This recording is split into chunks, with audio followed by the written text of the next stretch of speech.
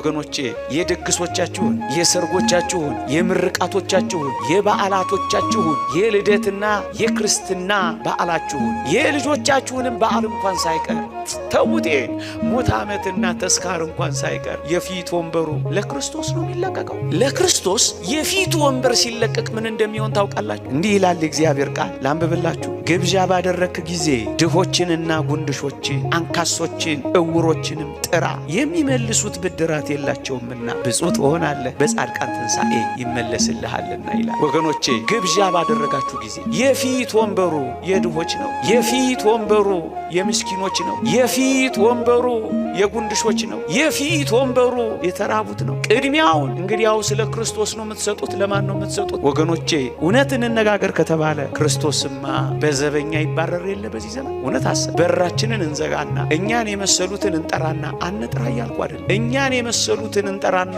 ክርስቶስስ በር ይዘጋበታላ፣ በዘበኛ ይባረራላ። እውነት አሰብ እንደው ራሳችንን እንየው። አስከፋዋችሁ ይሆን? በዘበኛ ይባረራላ፣ ክርስቶስማ በር ይዘጋበታላ። ወገኖቼ በክንፉ ጥላ ስር ያሳረፈንን አምላክ እውነት እንነጋገር ከተባለ ክርስቶስንማ በፀሐይ አስመትተነው የለ? ፀሐይ ላይ አናሰጣቸው።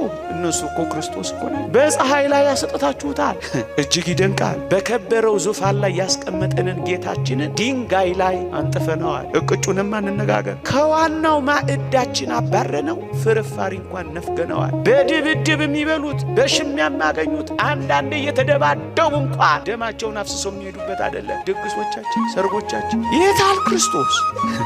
ያማረውን ለምለም መስክ ያሰማራንን ጌታ እውነት እንነጋገር። ስለ ቃሌና ስለ ድፍረቴ ይቅርታ አድርጉልኝ። ሶፍት የተቀላቀለበት አይደለም እንሰጠው ነው አይደለም። የጋጥነውን አጥንት አይደለም እንወረውረው። እንደው ይቅርታ አድርጉልኝ። እንደው ውሻ አላደረግነው። የታል ክርስቶስ? የታሉ ድሆች? የታል ያ መቅደስ? የታል ይሄ ህይወት? የታል ይሄ ክርስትና? እውነት ነው ውሸት ነው የምንኖረው? አልተረሳም፣ አልተተወም፣ አልተባረረም። እመኑኝ። ደግሞም ታውቃላችሁ በዚህ ዘመን ትርፍራፊ እንኳን ያለ ዋጋ ማግኘት አስቸግሯል። ትልልቅ ሆቴሎች ትርፍራፊን እንኳን ለድሃ በገንዘብ መሸጥ ጀምረዋል። ምን ማለት ነው?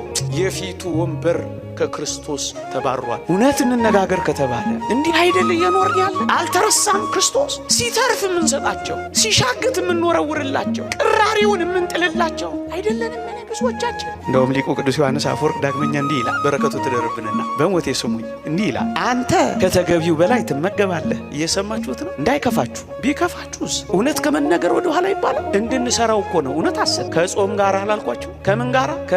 ከጾም ጋራ አብሮ የሚወሰድ አላ አንዳንዴ ጨጓራ እንዳይነካ እያሉ አብሮ የሚሰጥ ከጾም ጋራ አንተ